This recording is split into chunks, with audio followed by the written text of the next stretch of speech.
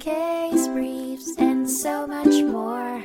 LSData's got what you're looking for. In 1892, the Supreme Court of Pennsylvania heard the case Gill v. Johnstown Lumber Company, which centered around the legal concept of the doctrine of divisibility. This doctrine allows a court to treat a single contract as though it were two or more separate agreements for the purpose of allowing recovery for the portion of the contract that was substantially performed.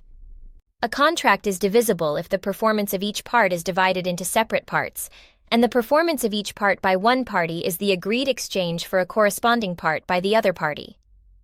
The dispute arose when the defendant was tasked with delivering logs and crossties to the plaintiff, who would pay for each cargo delivered.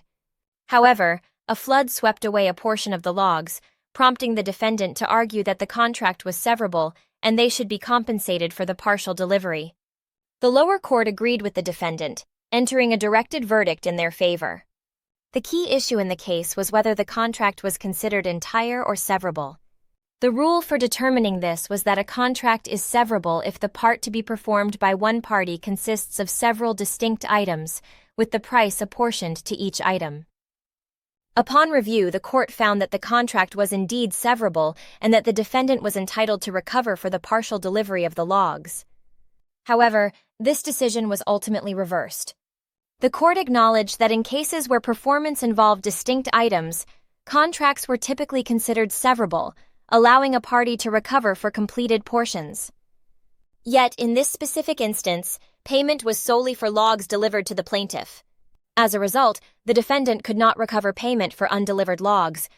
The case was sent back for a new trial, with the core principle remaining intact.